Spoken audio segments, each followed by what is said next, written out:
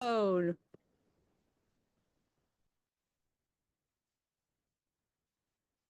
okay. All right. How are we doing? Are you comfortable coming a little closer to the center since there's so few of us and I can't turn my neck? Hi, John. Um, so thank you. Okay, so let's get our minds in the right place. Um, and what does that mean?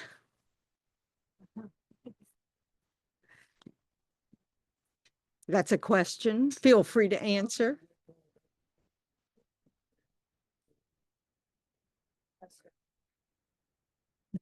And then where do you want to be? Yeah, you want to kind of join your body. So you want your mind to be present with your body sitting here, and you don't want your mind going to the past, to the future. Um, and then someone said something about motivation. Did any, and who are you listening to, Debbie? Yeah, to increase motivation and Having to set an intention. Yeah, and so we want to use our time well. So that can be the intention, but we don't want it to be just about us. So, whatever reason you came, you set an intention to use the time well to serve that reason, but you also want to make sure you add the wish that it will be of benefit not just to yourself, but to those around you, and so it's a ripple effect. We want to be like the stone in the lake and you have the water go out now, now, now, now, and that's how we can be inclusive of all sentient beings. So, so what am I doing now? Yes, John. Well, just like listening, like me listening to your teachings, that that notion of like, you start with yourself and you just spread out and out and out. It's just The benefit, yeah, it's like a natural conclusion my mind goes. when listening. Oh, that's lovely. Well, work with that. You don't even have to remind. That's very good. It's a habit. Oh, okay.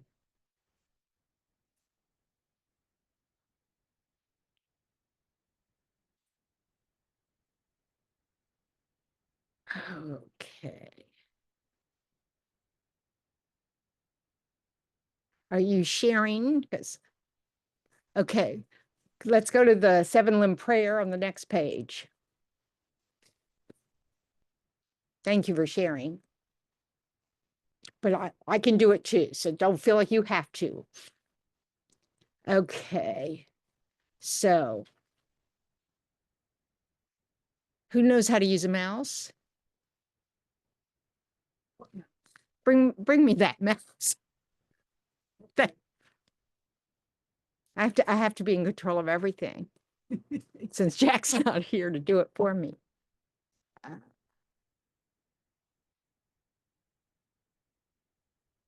Okay, I can see the rest of it. I know. I should know. Okay. So pause and, refresh that motivation.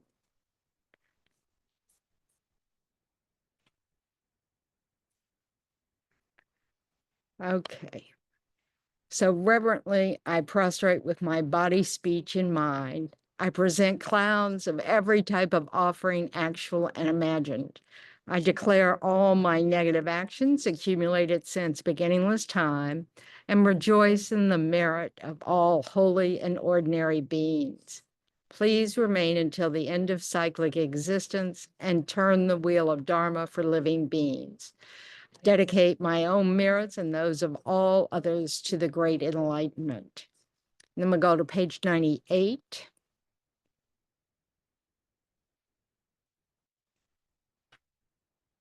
Do the refuge in bodhicitta. I go for refuge until I'm enlightened to the Buddha, the Dharma, and the Supreme Assembly.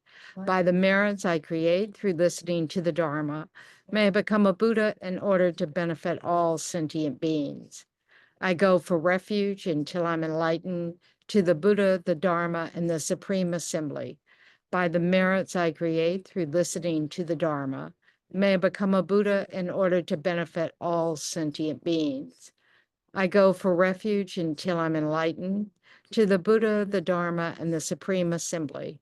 By the merits I create through listening to the Dharma, may I become a Buddha in order to benefit all sentient beings. Thanks, Nana. Okay.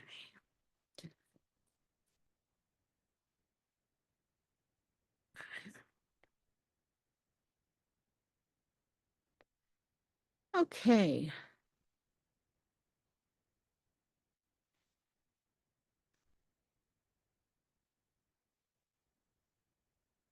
Debbie, do you have any questions that come to mind? Question about it was about Okay.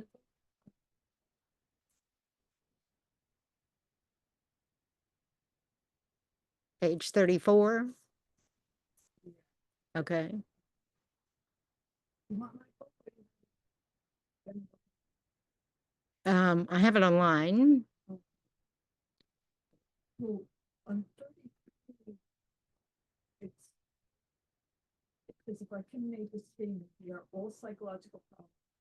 Heal. That was 33. But then 34, like the second data.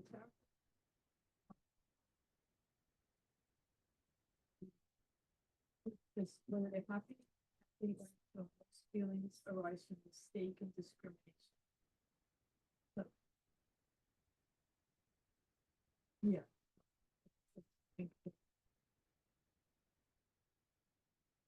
Yeah, because it's saying like if you say I hate that person, that's a mistake and discrimination. Yeah. Okay. I just got on the right page. Yeah, No, I've got it. Now I've got it. Okay, so yeah, it's actually but where's the paragraph start? let us look deeper into the nature of feeling. Oh, yeah. Okay. Let us look neat. Okay. Happy, unhappy, or neutral. Most feelings arise from mistaken discriminations. Such discriminations are mistaken because they are based on false projections of the mind. Do you understand that part? Yeah. Okay. So feelings do not arise only when one human reacts to another. They can occur in relation to anything. So where is your question appearing? I guess it's in most instances of conflict, there's a object and your disturbed feelings about it. Okay, in most instances of conflict, there is an object, and your disturbed feelings about it are the subject. In other words, the mind, what's arising in the mind is called the subject. And whatever it's about is the object. So whether it's another person, whether it's even a conception of something, it doesn't have to actually, be beyond your mind, but, you have an idea of something. These may be thought of as distinct and separate from one another, as when one feels, I hate that person. But in fact, your feeling has somehow created this object. This is a really important point. So what is that trying to convey? It's not the person. It's just hateable. It's your mind that's. Right. I hate that person. That person you're referring to in that sentence, does that person exist?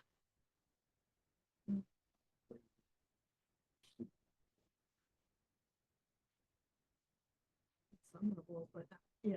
Not the way you're perceiving that person, right? Because what is your mind doing with respect to that person? What is the projection of your mind doing? Yeah, why? Yeah, but what is that mind doing? Yeah, I mean, it's saying that they're separate, they have all these beliefs that You think it's going that far? Oh. If your mind's thinking, I hate that person, what is your mind saying? I'm better. Just a moment, please. Yeah, that my perceptions and what true or Okay. Okay, so what does the expression hate in Buddhism, anger, what is the mind of anger? What's the definition of that? you're exaggerating negative. You're exaggerating the negative qualities of something. Okay. So if you're saying, I hate that person, what are you doing? You're magnifying or distorting. Yep. So you're exaggerating the negative qualities of that person. And in fact, you may not have a single correct idea about that person. Because first of all, an exaggeration is a wrong consciousness. It's not true. That's why we call it an exaggeration. Okay. Also, just for the reasons you said a minute ago, that they're not doing something that you might not like, or they're doing, whatever, it is from your perspective that you don't like what that person is doing or saying or whatever, So that is solely from your side. That's just your opinion. Yeah. But we take that, that little instant of whatever it is they just said to you and went, I hate that person. And you made a whole person out of that, and you've labeled them as hateful.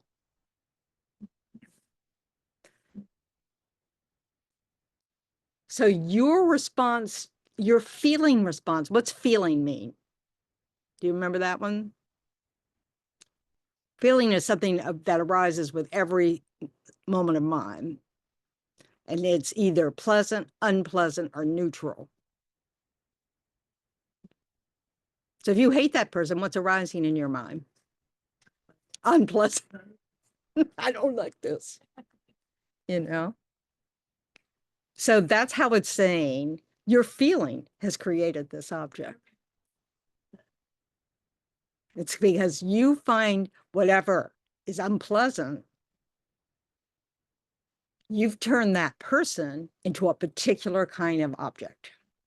And it's not saying anything about the actual person. And could you like self-grasping without something other than like you were talking about subject object? You can have grasping at the self of another person. Oh. You can have grasping that usually you have both. If you're grasping at the person, some other person, you also are grasping at yourself in that moment, because grasping is present. Okay. So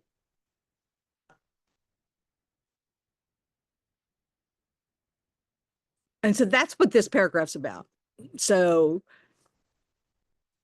it goes on to say that the object of your feeling has nothing whatsoever to do with the reality of any external phenomenon. It is merely the painted projection of a falsely discriminating mind.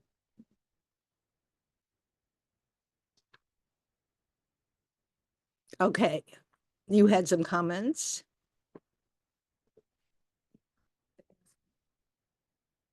Phenomenon. Mm-hmm. Phenomenon.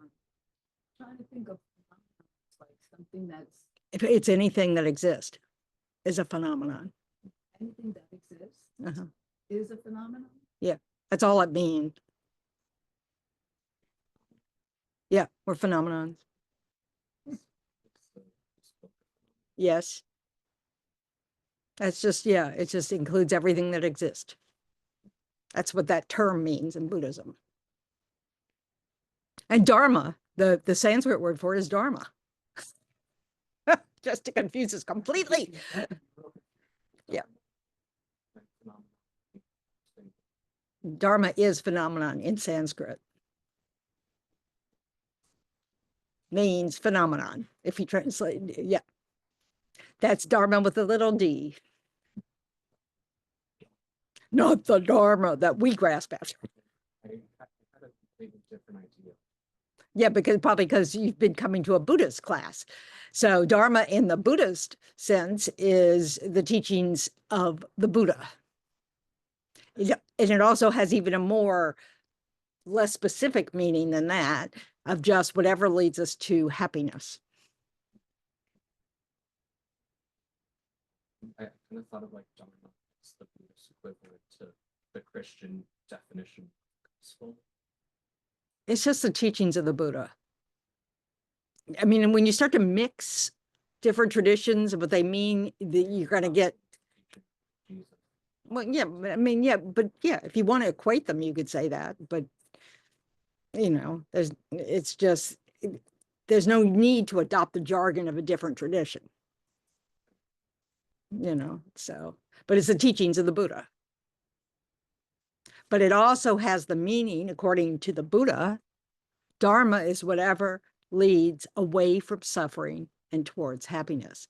So if something, now that takes education, because the way we've been interpreting what causes happiness is totally incorrect.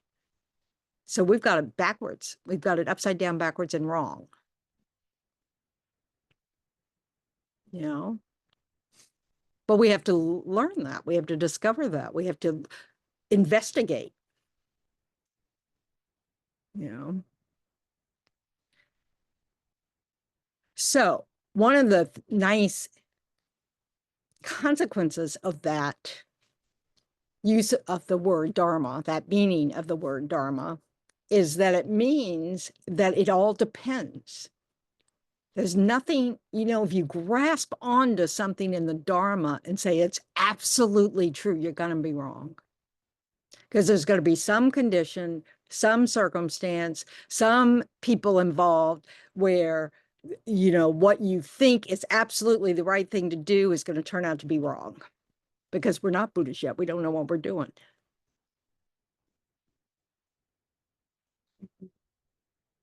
Huh? I didn't hear you. The expression, if you see Buddha. Well, yeah, kill it, you know, yeah. I mean, this is the thing. That's an expression. It's a name of a book, but it's a different tradition of Buddhism.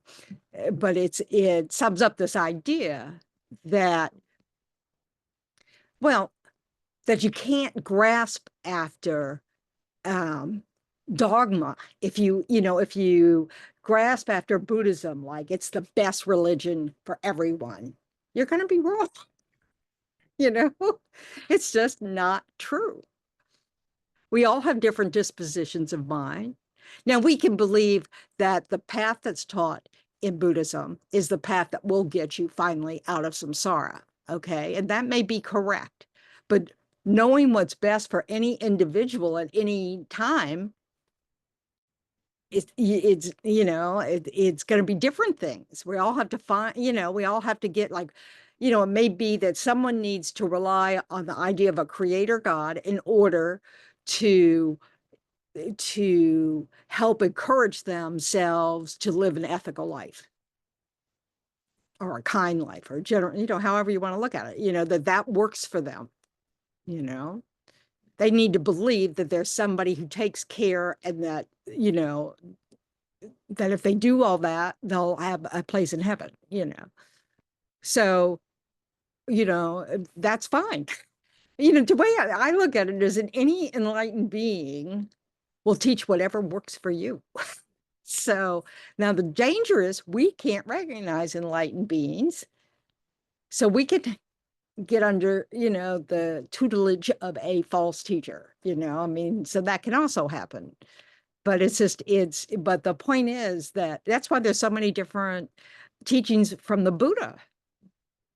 They're different traditions of Buddhism, but the Buddha taught them all. And it's because there were different dispositions of mind amongst his students. So somebody who wasn't ready to hear about, the emptiness of inherent existence, he didn't teach that to them.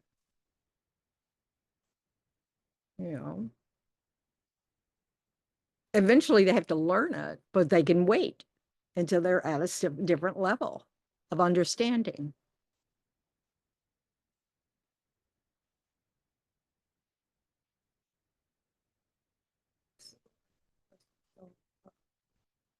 What you're just saying, so the Buddhism in China and in the countries, and they have different like branches, I believe. Sex, I guess, I don't know. Schools, Schools, okay, but it's still from the one Buddha. right. Yeah, so it's his teachings. Yeah. And they're different views in all of those different traditions. Now, some of it evolved after the Buddha, because when it left India or whatever part of the world that was at the time, they were separated from all the students, it got on its own, then they adopted some of the cultural traditions. That's why monks and nuns sometimes wear sleeves, because in their culture, not wearing sleeves was very immodest. So you wore sleeves. So the robes change, in some countries, ancestor worship is part of their culture. And so they respect that, the Buddhist followers also respect that. And so that, so that's been, incorporated into some of their rituals. So, but also the final view is different depending on what tradition you follow. The final view of how things actually exist, how reality is. That view, the final view of reality, is different in different schools. Very subtly different. And when it comes down to it, it's not really different at all, but you have to know a lot to understand that. Yeah. Isn't nirvana? No. Nirvana is a description of liberation from samsara.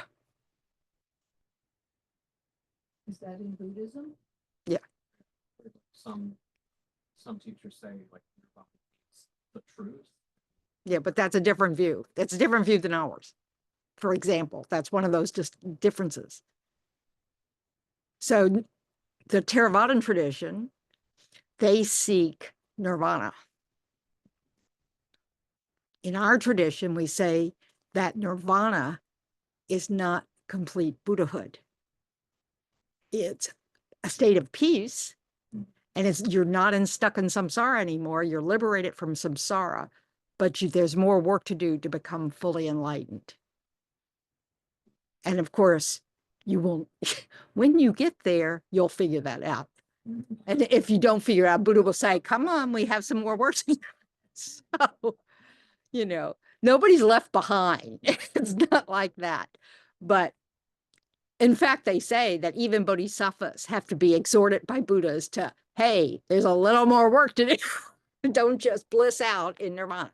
So, I mean, these are all stories, I have a feeling it's nothing like that, but anyway. So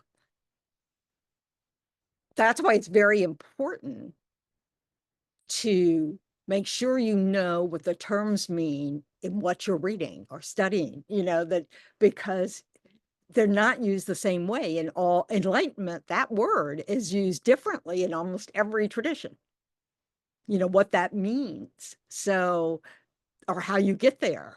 So it's really important. Zen has a different explanation for enlightenment. Chan, probably similar to Zen, I'm not sure. Well, until you get to Japan, and then it's not quite the same. So Zen is just what,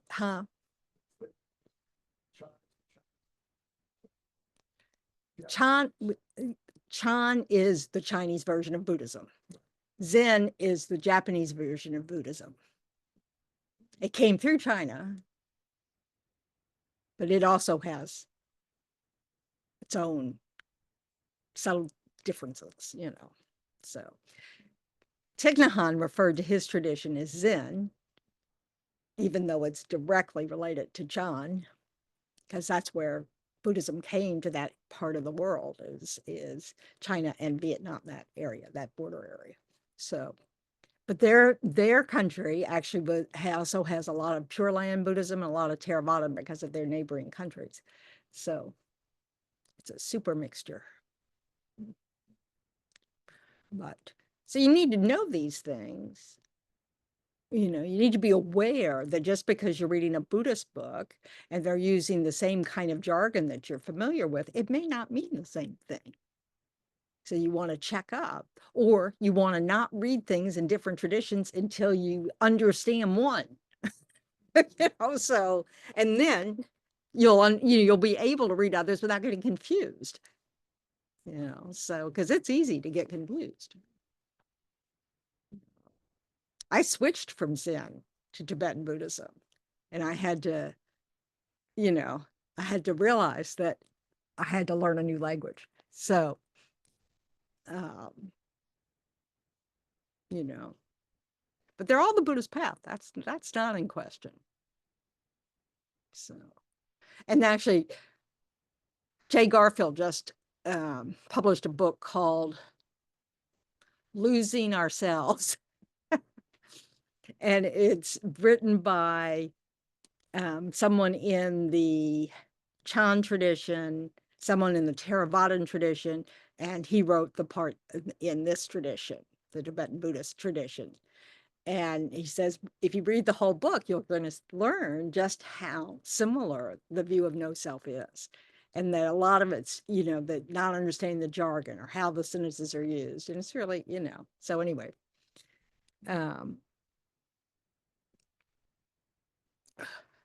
I'm sorry. It's a little sore today.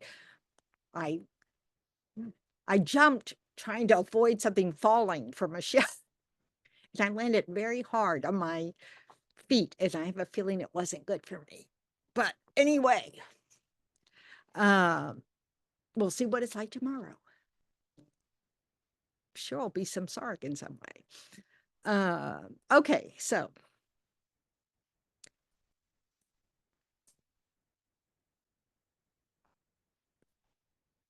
any questions at home?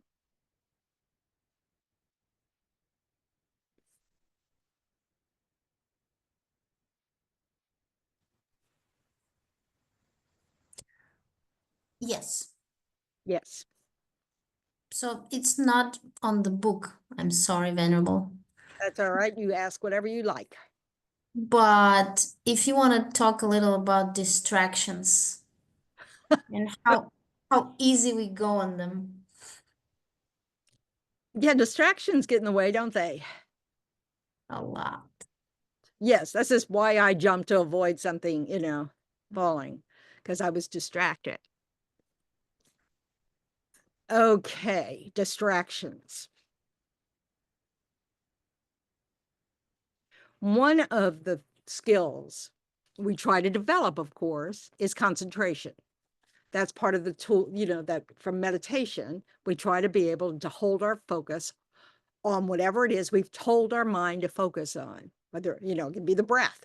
You know, it's a discipline. You just, you know, so you try to tolerate whatever the subject matter is, or object, I should say, is of your meditation, so that you are disciplining yourself to not be distracted. Okay, that's a skill, and it can be learned, but it takes consistent effort to learn it. It takes motivation. You have to be highly motivated, you know? So, but that's why we practice with meditation, where you're really just trying to follow your breath. And then you try to not, you don't even have to really follow your breath, but you try not to have your mind go other places, or at least if your mind goes other places, you don't follow your mind. You know, you stay put. In other words, you don't start a conversation in your head. You know? So, tools that help with that beyond meditation are things like setting an intention. And then every time you catch yourself off track, You remember your motivation, your intention to bring you back to what you want to focus on. I mean, whatever. I mean, you can be at work and doing that, so it's not just on the cushion that you do that. It's that anytime you realize, oh, I said I would work on my patients today, and look at me, I'm not being patient. And so you go back and then you try to remind yourself, why is it I want to work on patients? And so this is why you want to reflect on these things in a quiet, like meditative situation, because you need your own reasons to motivate you to make these changes, because change is hard. So give me a distraction, Nana.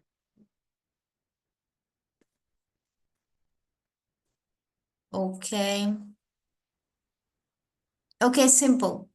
Doing one thing and thinking about the other.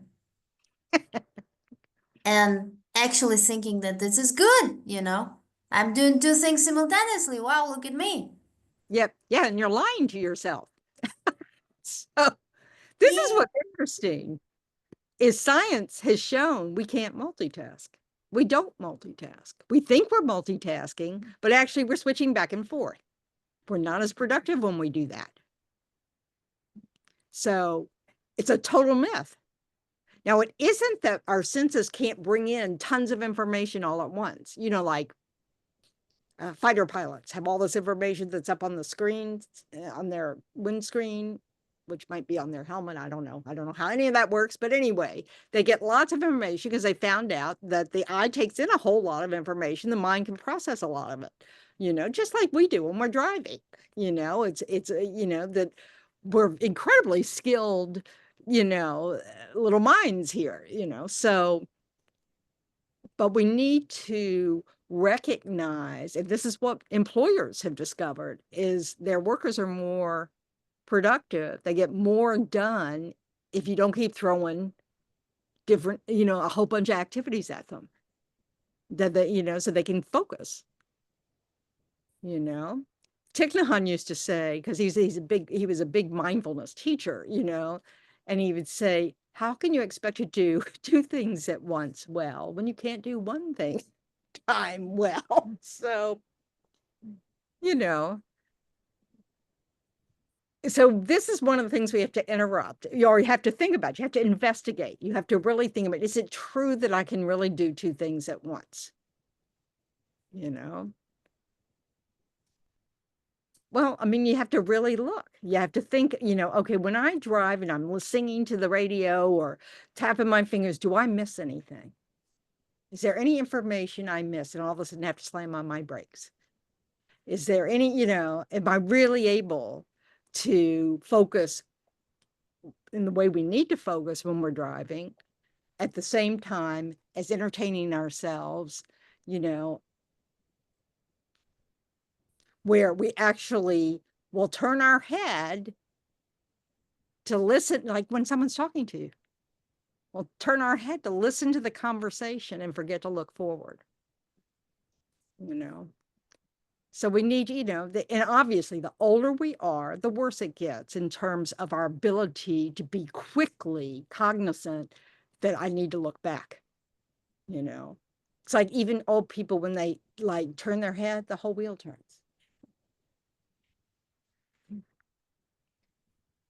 So we need to be aware of that.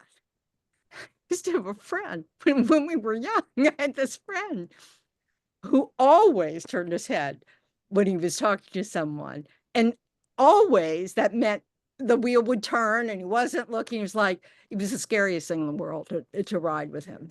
And he was young, so it had nothing to do with his age.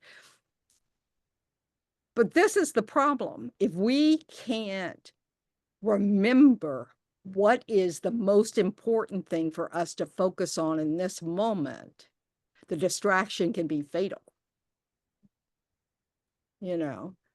So it really is important to focus. So like when you're spending time with your partner, say, and you forget how valuable the time is with your partner, and so you start thinking about work, something else, blah, blah, blah, you are missing this opportunity, to have this bond with your partner, you know? So that's because you've forgotten what's the most important thing at this moment.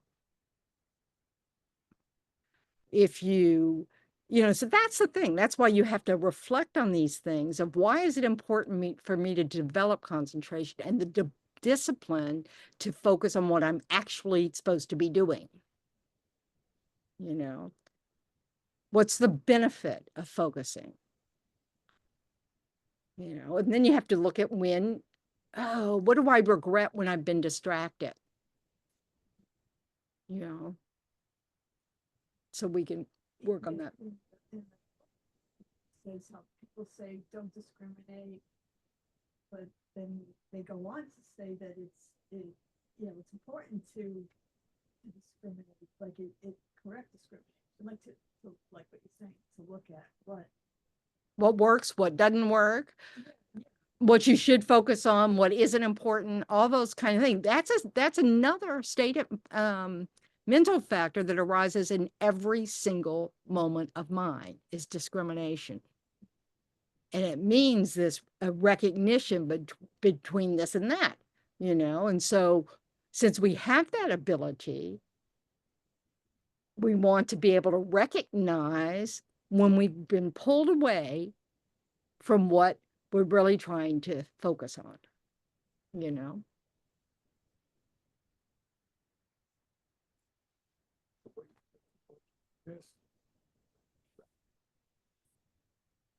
Your life, your life.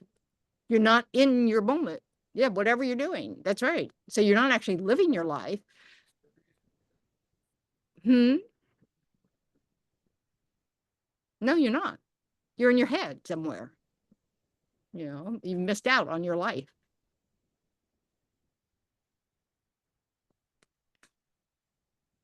You've missed out on your interaction with others. And that's where happiness actually is. Happiness actually is understanding interdependence, in understanding dependent arising, and understanding that we are just one. There's not this sense, not that we're one, but we are one of the same kind. We're all people in this circumstance together. So cherishing others is our path out of suffering. And you have to pay attention. If you're not paying attention to others, what is it you miss?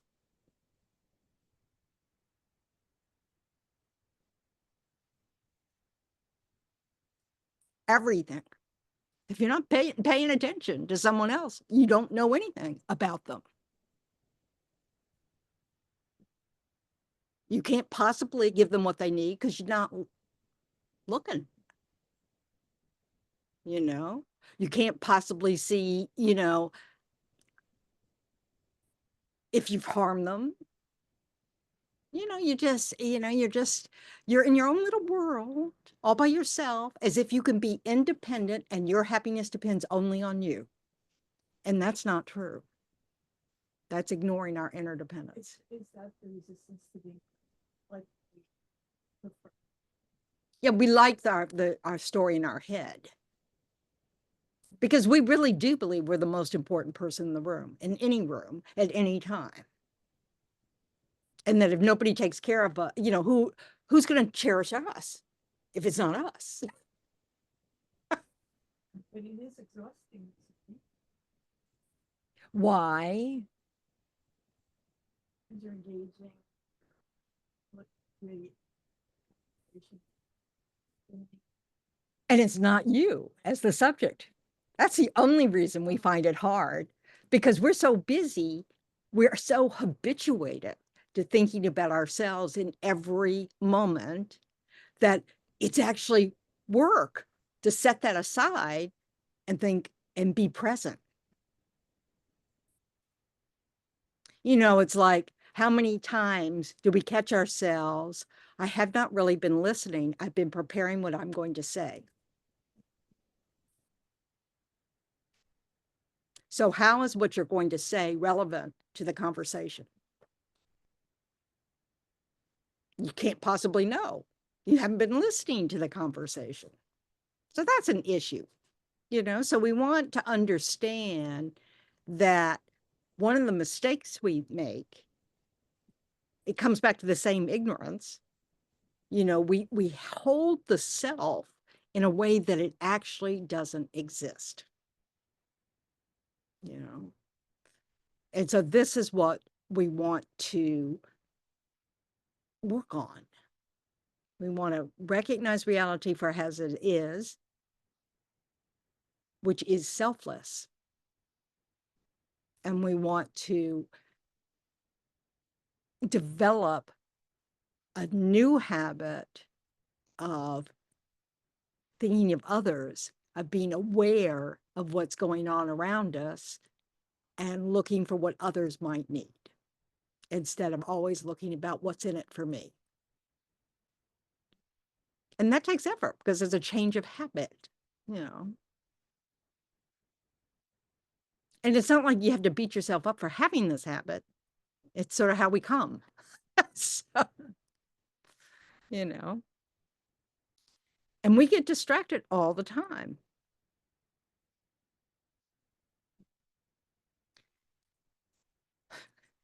Because we have this false notion that what's going on in our head or what's going on the phone or what's going on, on the television set or, how restaurants all have TVs now and they all have, we're building a whole society around distraction.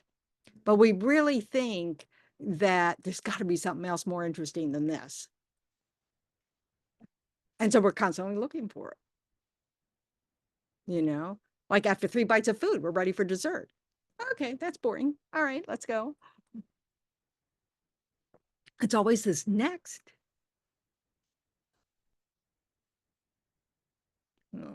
So we need to start not following all the random thoughts that we have in our head. They keep coming back to, what am I doing now? Because we can change what we're doing now. We go, it's turned out that this isn't worth my time. We can change that. We can't know that unless we're paying attention. But we need to set intentions. And then when we realize we've fallen off, oops, we need to get back.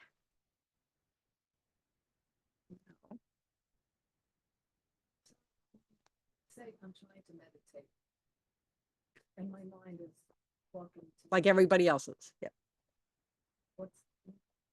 what's next, the neighbors are loud in the backyard or something. Any excuse possible. And then I say, oh, but I'm trying to let me get back to my breath. But let me ask you this part. As long as I don't say, oh, forget it, I'm not doing this now. No, as long as you keep following your thoughts, Right? you're not practicing the discipline of meditation. Yeah, but as long as the other question is, as long as I continue to try to meditate. Right. As long as you keep trying to come back to the breath. Yes. That's success. That's success. Okay. If your object of meditation is the breath, yeah. If you find yourself off the breath 3,000 times, but you come back as soon as you realize I'm not paying attention to the breath, then you can develop the discipline that the length of time between putting your focus on the breath and being distracted will stretch out. This is how we discover there's actually is space between thoughts, which is what gives us the tool we need to pause when we're trying to change a habit so that we don't react to something. We go, pause. Anger's arisen. Maybe I shouldn't trust my mind at the moment. I want to pause and not say anything, and come back. See, what's beautiful about learning that you can actually control your mind with limited and relative success, I mean, it's not, that this gives you all the power in the world to choose what you do in the next moment. And it takes a lot of practice. And that takes a lot of motivation. And that takes some reasoning. Why should I bother?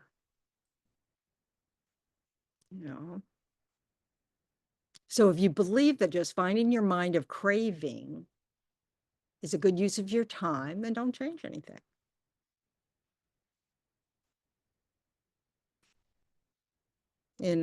This is the problem. We really think that what we already do is successful. And then you have to ask yourself, why do you show up here? Because obviously you don't think it's perfectly successful. There's some dissatisfaction somewhere. So it's just a matter, if we could figure it out by ourselves, if the Buddhist teachings are correct, we've had since beginningless time. What does that mean? Forever. And we haven't figured it out yet. So maybe we really do want to listen to what the teachings are recommending, give it a try, and give it a try for a long time, not just for 3 days, because developing your concentration is a daily practice. It is not a weekend warrior practice. You will not improve your concentration if you only do it on retreat. There's not enough time. It's something you need to do every day, whether it's boring or not. In fact, the more boring, the better in the beginning, because it really is a discipline. And so one of the things we have to learn to tolerate is boredom.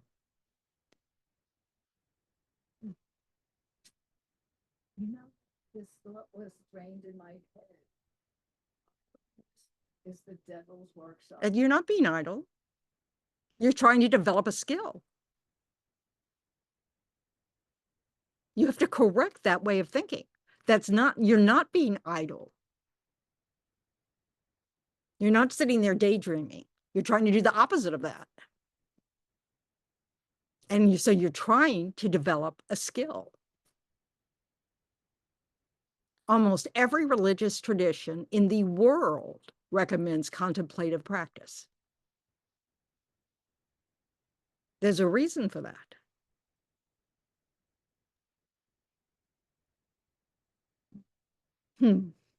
What's that question mean, face? I think what you're saying about, say repeatedly, we've had this pizza and it's good, and then afterwards it wasn't what we really wanted. But does that, it seems like that keeps repeating itself over and over again. What illusion? So that it's Delusion. What pleasure? Yeah, it's giving me what I want, even after. Because we chase our cravings. Yeah. We're in the desire realm. This is a very strong habit. So it keeps coming up because we're not doing anything to stop it. Yep. What is a desire? The desire realm is a realm full of beings that follow their craving. That's all it is. Well, there's people, everybody in our realm that we know about is in the desire realm. There are form realms and formless realms as well. I don't know what you mean by that question. Are there desire realms on other planets? I don't know what you mean by that. I literally don't know what you mean by that. It's any being that's trapped but following their craving mind is stuck in a desire realm. It's not a place. It's a state of mind. And the Buddha described the one we're in as a desire realm. The beings, the sentient beings that are in this realm follow their desire. You can see it in animals, you can see it in people. So that's just the description of how we behave.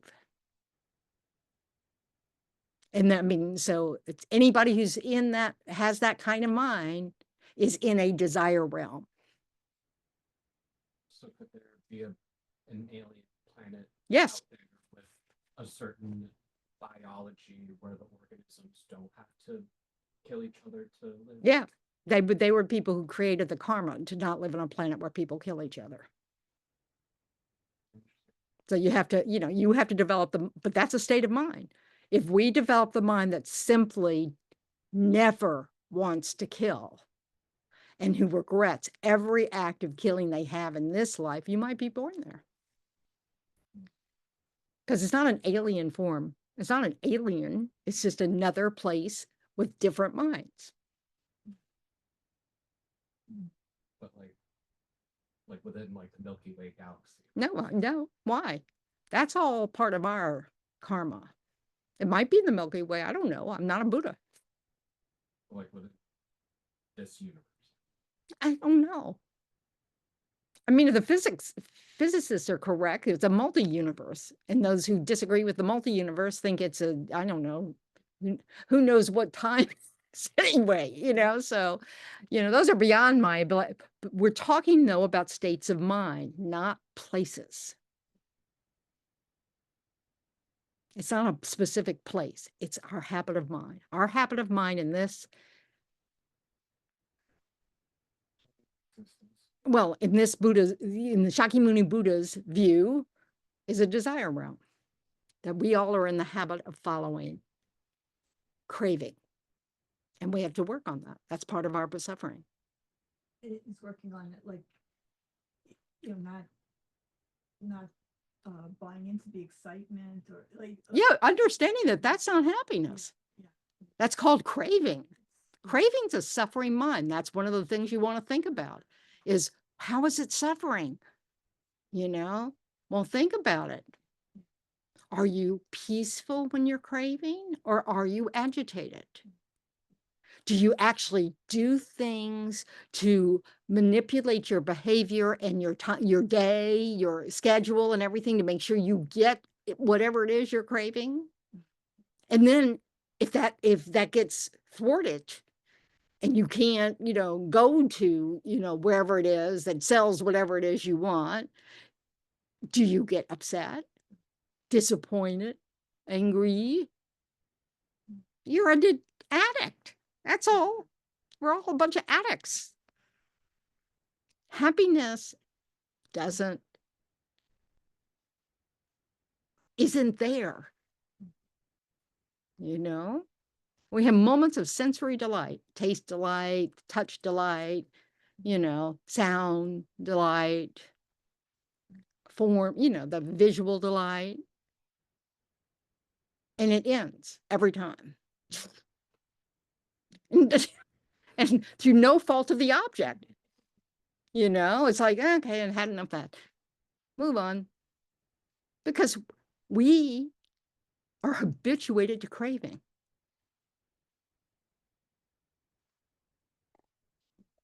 And if you think that doesn't exist, look at every addict that you've ever seen in a movie. And don't think you're separate from that. Yes, we are all addicts, absolutely. Some have more social repercussions than others. You could be addicted to a person, Absolutely. to the TV, Many people are. Yep. playing cards. Yeah, but it's not the same kind of addiction as something that has developed a physical component to it, a physiological component, but it's the same problem. So do you think that someone who's addicted to drugs in this life started there? What do you think is a result of life after life after giving into craving? Yeah. I went to rehab for marijuana last year. Well, this lady there, she said, "Oh, my first addiction was to chocolate milk when I was 3 years old." Well, whatever. I replaced chocolate milk with other stuff and eventually drugs. Yeah. Well, I'd replace sex with chocolate. You know, when you have to give up these things, you just find something, you know. Yeah, I mean, this is what we do, you know, but it doesn't matter. It's a mind, isn't it? So the person who goes from chocolate milk to drugs had a strong craving habit when they were born. Yeah. That's all. You know, it's not chocolate milk's fault. It's the mind that somehow is habituated to that suffering mind of craving. Because they really believe when they get that object, it will be bliss. And the trouble with the dangerous things like drugs is that it creates a strong reaction in the body and the brain. So you know, so it's easy to mistake that for something desirable, you know? And so that's why we talk about, oh, you have to hit rock bottom, you know? But really, the Buddha just said, this is all of our problems. This is those of us in the desire realm. We are habituated. This is why we get distracted. Oh, this moment's not good enough. How can I, you know, what can I bring into this moment to make it better? Is pausing and sitting in restlessness. Just Yes. like that inner pressure, or like it has Yeah. to be released by. Yeah. Yeah. This is what tolerance is about. Really developing a tolerance for discomfort. Because we're never good. You know, samsara is never going to give us what we want. It's always going to be changing. So being able to tolerate, oh, this moment's not the best, but that's okay. You know, oh, okay, I'm hungry. I don't have to, you know. It's like one time I was at a retreat with Thich Nhat Hanh, and we're having a formal meal, you know, where everybody, all 300 of us or however many there were, you know, slowly got their meals, and then we all, you know, everybody sits down, and then you say prayers, and it was freezing that day. It was summer, it's like June or something, but it was freezing. It was up north, it was in Vermont. And but it started to rain. So we had to go, we were outside and we had to come inside. So we come inside and we pass through the facility's kitchen. And I see that they have hot water, you know, that it's just one of those things that, you know, where you can get your cup of tea. So I went over and got hot water. So what happened next? Person behind me going over and got water. All of a sudden, this nice, quiet, serene procession totally disrupted because I decided to go get a cup of water. Because I followed that craving mind. I'm freezing. Hot water would be nice, totally forgetting the whole point of these formal meals. I was so embarrassed.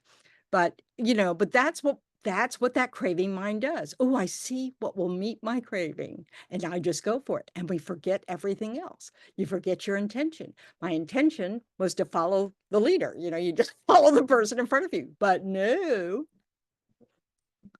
you know. So this is, you know, so then we have to see, so what's the disadvantage of always following your craving? Well, one, you want to recognize it's never satisfying. It's momentarily satisfying, and not often even that. You know, often that's a miss. Oh, I thought that would be perfect. You know, you get exactly the right cup of coffee, and yet it's still not it, you know. So this is one of the things so we have to have these discussions, you know, reflections in our mind to think about, why do we want to develop a habit of focus? Partly because of this, it is a good antidote to craving. You know, oh, so I'm uncomfortable.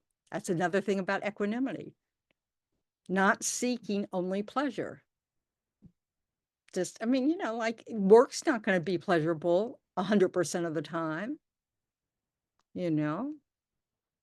And in fact, most countries in the world, work sucks all the time. You know, but you still have to work because we're interdependent.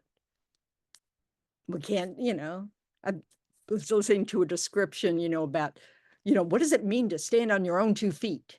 Okay, does that mean you have to make the shoes you're standing on? Does that mean you have to make the earth you're standing on with the shoes on? What does standing on your own 2 feet actually mean? But this is that idea of self-sufficient, independent, Well, it's a myth. We are interdependent. We need countless beings to get through the day.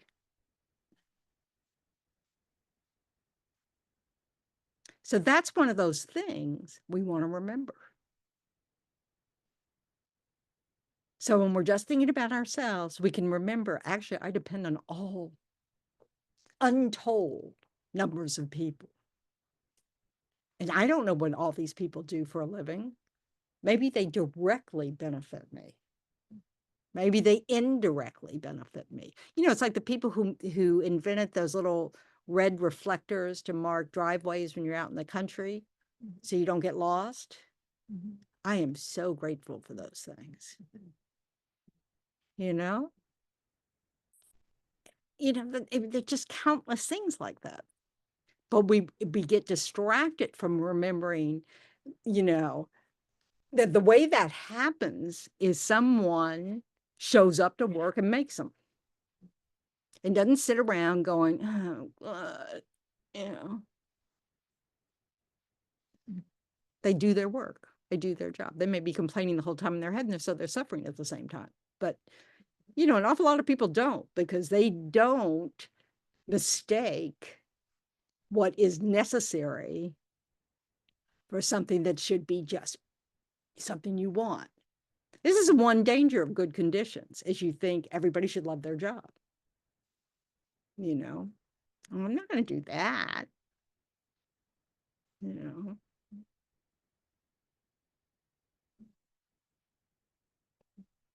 So we should rejoice in our good conditions, that we actually can choose many times about, oh, I'd rather do this or do that.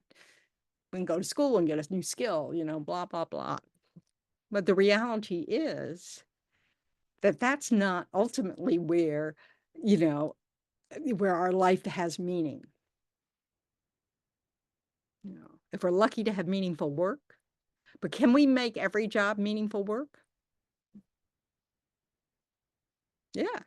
By doing what? Thinking like this. Sitting there making those red reflectors. I'm sure that's all, machine made these days.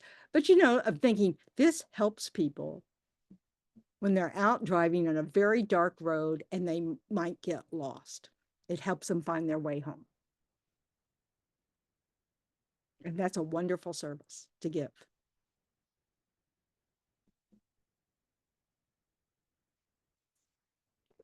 So we want to, this is the beauty of training the mind to, set intentions, to rejoice, that when we have good conditions, that we rejoice in them, we rejoice in other people's good conditions, we all that kind of thing. We rejoice in positive actions. We enjoy, we rejoice when we realize, oh, my mind is giving rise to the thought of compassion for someone else. We want to encourage ourselves to cultivate these habits. And we need to recognize that so much of distraction comes straight from, oh, this moment's not perfect enough. Let me find something else to do. This job is boring, so let me find something else that might be might be more interesting to do, and I'll get both done. And you might get both done, but you're not practicing the skill of being able to focus and get it done. Just, now you're dividing your focus and trying to get 2 things done. Why? Because it's more entertaining. It's like what Nana said. Oh, look at me. We like we like feeling like, Now, there's nothing wrong with doing something that you're so skilled at, like, I don't know, making pancakes and listening to music at the same time, Nothing wrong with that. Now, if you also have to make sure the kids get to school on time and that, that you don't forget that you have a meeting at such and such a time and da, da, da, da, da, you might want to pay attention to each task to get it done so that you meet all your commitments on your busy day, So it's just, it's about, trying to really know what matters to you, what brings you those benefits, what activities bring you what's meaningful to you, so, it's like, remember Stephen Covey's books? He was a manager of time, the 7 habits of very effective people. I don't know, something like that. But one of the things he said is you can't schedule people. He had 9 kids. You have to accept that people are never gonna fit to some timeline. If you want a good relationship with people, you need to understand that. So it's just this, we need, and of course we have to balance that, don't we? If someone's paying us to work for 8 hours and not chat on the phone with your kids for 6 of those hours, because you're stealing from your employer when you do that. You need to, there's balance. But you're thinking there'll never be an emergency from home while you're at work is not fair in a way, to those who have emergencies, like everybody else. So anyway. But distraction is just it's a type of craving. Oh, that looks interesting. Our mind follows that. That's the same thing as our thoughts in our head. Oh, that's interesting. I'm going to think about that for a while. We just start thinking about that, And sure, sometimes it's helpful to break up a task, and do things, don't try to do one task all at once, because it gets tiring, so you need to, revive. Yeah, but you have to get back to that first task to finish it. Can you imagine if school, you just had 8 hours of the same subject all day? Yeah. The other night I was trying to do notes from work. Right. Clients and listen to a podcast at the same time. Oh. That if I was getting nothing done and it was like a total lose-lose, like. Right. And then it was the distastefulness of doing the notes. So, okay, I'm just going to do this. Yeah. So those are really antithetical activities to try to do together, because you're listening, there's just no, I'd be writing down the podcast and then go, oh, wrong. So yes, you can't listen to a podcast and then write notes about clients. You have to choose. You have to understand that there's a choice to be made, and you do get to make that choice, but our choices aren't, just, oh, whatever we want. No, we make choices. There are consequences to our choices. Oh, I don't have to do my work now. I can do that other time. I want to listen to this podcast, but I do have to do that if I'm going to fulfill my boss's expectations, or just be doing the right thing. My client, serving my clients well. I have to write their notes up. Serving the insurance companies, whoever. It's just, it's like nothing's a free ride. Their choices mean there's something you're not going to do. That's just the way that is. This is part of samsara. We don't get to do it all. We have to choose. We have so many hours in the day. We have so much money. We have so much, whatever, intelligence, we have to accept where we are and make choices accordingly. And we need to go, I'm not making such good choices here. So.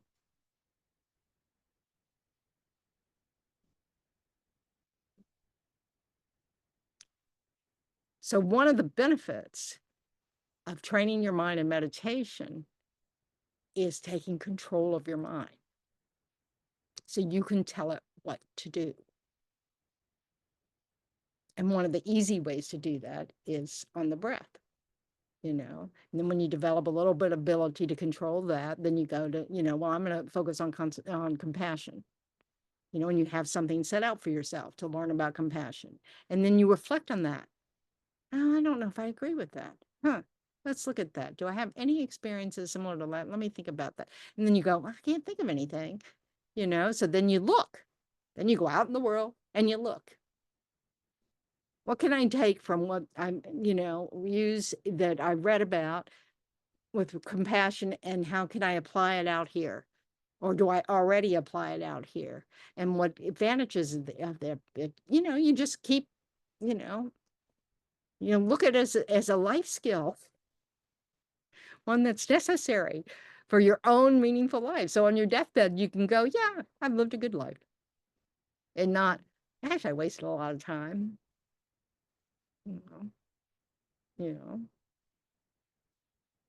So it's like when I go for a walk, I always listen to a podcast. Not always, but in general, I listen to a podcast.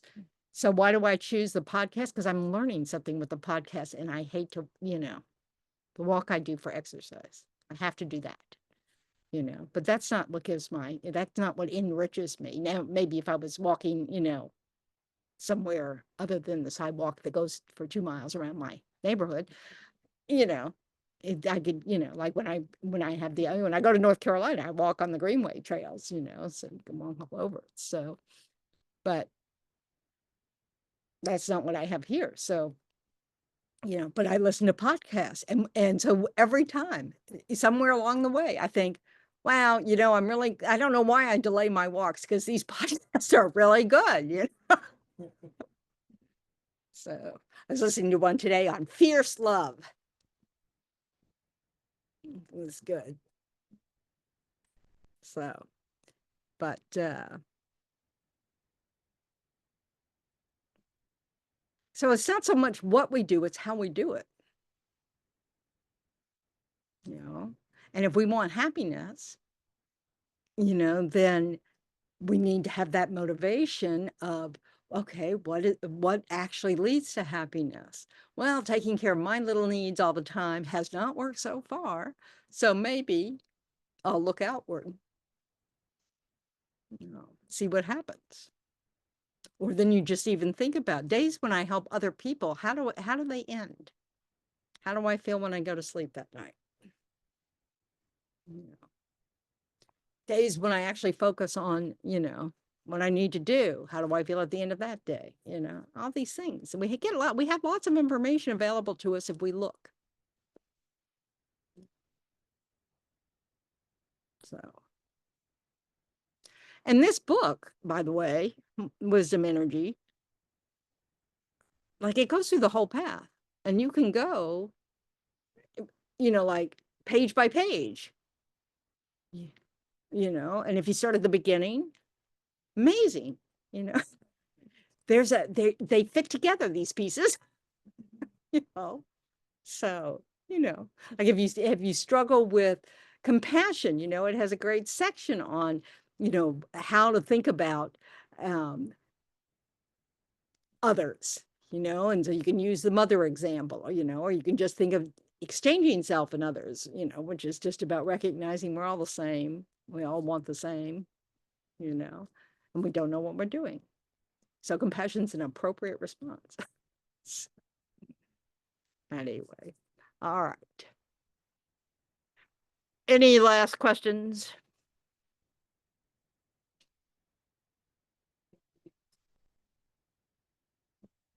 If time passes, pass time.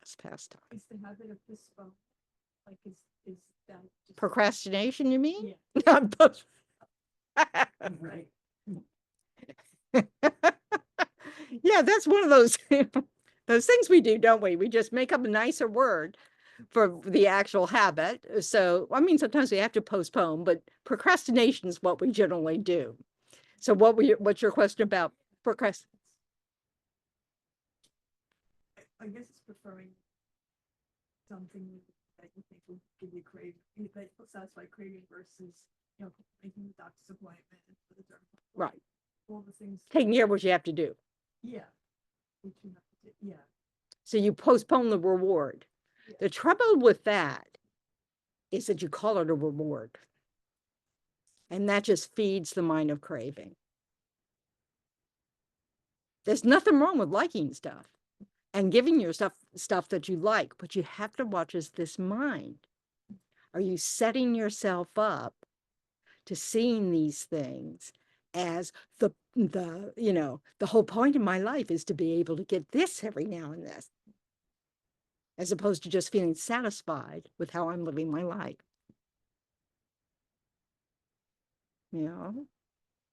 So if we notice that our minds are always grasping after something, whether it's, some sensory delight or just even that, can it be better than this? Grasping at an idea of how it should be, then, we're just making ourselves crazy. Because it's never going to be that.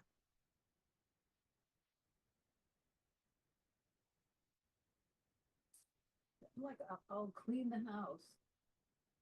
Say, okay, so when I clean the house, I'm gonna go to the pool. Like Reward. I mean, not the right way to think of it from what I'm hearing you say. It's just like, well, that's something you can just look at your day is, I want to get my house clean and I want to enjoy myself at the pool. but it's not thinking of it in the reward or punishment. Right, because you want to do both. We have to accept responsibility for what we do. Just because you don't like cleaning doesn't mean you don't like a clean house. And if you can't afford someone else to do it for you, then you need to do it. So then you kind of make it a task that you like to do. Mm-hmm. And then you also like to go to the pool. Yeah. But is that, it's so close in my mind. Well, we have the habit of punishment and reward. It serves no purpose at all, except to feed this mind of craving. Just kind of overlaps it. Well, no, it's the way you're thinking about it. Instead of just seeing, I've made choices. These are the choices I've made for today. And at the end of the day, you can go with the good choices. Did I put too much in my day? Did I put, you have that choice, you're not working. So you get to choose how you spend your day, So we can sometimes overplan. Yeah. And then sometimes we underplan, so we have to tweak it. And if we grasp on, I finally found the perfect plan. Mistake. Now you've got an expectation. And nothing stays the same. So, I hardly ever walk into a situation with some expectation. and you can work on that.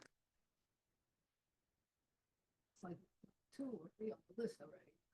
They're all sort of the same thing. If you just set an intention that says, I'm going to participate in this activity to try to, be aware of others and benefit them, then you have no expectation of anybody else. Well, today I would say something.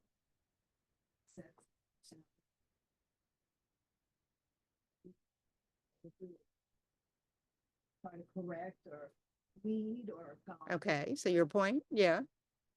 So I felt like I should reward myself because I was thinking in the right way, the way that I want to, like I don't want to be. The reward that's the best reward is to rejoice. Oh, I followed through. Isn't that wonderful? Yeah. Yeah. And always do it before you go to sleep at night. Rejoicing is a great way to go to sleep.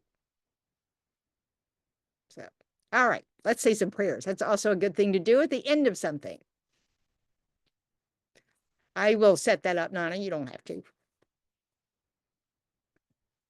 I'll try to pretend like I know what I'm doing. And I do. So there we go.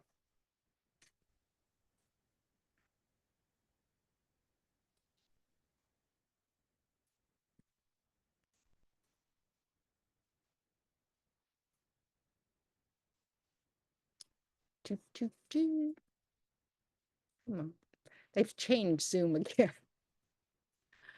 Oh. All right.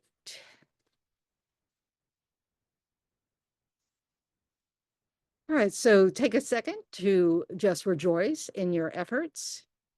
Try to remember your motivation at the beginning, because those are the bookends, the intention at the beginning, the dedication at the end. So any positive potential we create, we're being generous with that. Due to the merits of these virtuous actions, may I quickly attain the state of a Guru Buddha. It's on page 235, Roy. If you need the page number, it's 235. Due to the merits of these virtuous actions, may I quickly attain the state of a Guru Buddha and lead all living beings without exception into that enlightened state. May the supreme jewel bodhicitta that has not arisen arise and grow, and may that which has arisen not diminish but increase more and more. Just as the brave Manjushri and Samantabhadra too realize things as they are, I too dedicate all these merits in the best way that I may follow their perfect example. And then we go to page, not any of these pages, 241. 241. I've said it. I get to decide. I get to choose. Because of all the merits of the three times created by us and all the Buddhas, Bodhisattvas, and other sentient beings, may there be no wars, famines, disease, quarreling, fighting, or unhappy minds. May there be great prosperity, and may everything needed be easily obtained. May all the human beings in the world be guided by spiritual leaders teaching only Dharma, and may everyone enjoy the happiness of Dharma. May everyone have perfect conditions and have only compassion and love for each other in their mind streams. And may they only benefit and never harm each other. And also think may all the world leaders lead with always have wisdom and compassion in their mind stream for all living beings.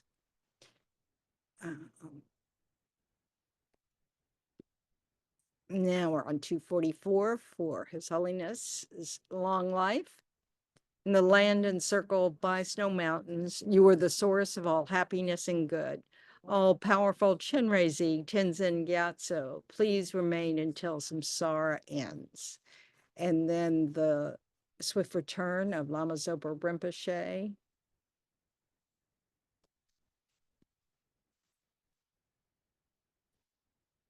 It's on page 234. Peerless teacher and assembly of the children of the victorious ones, Sravakas and Pratyeka Buddhas, victorious Losam father and sons, along with the lineage masters, all the objects of refuge of infinite lands, please bestow the virtue and goodness of accomplishing this prayer here and now, holding and spreading the Muni's precious and complete teachings through explanation and practice.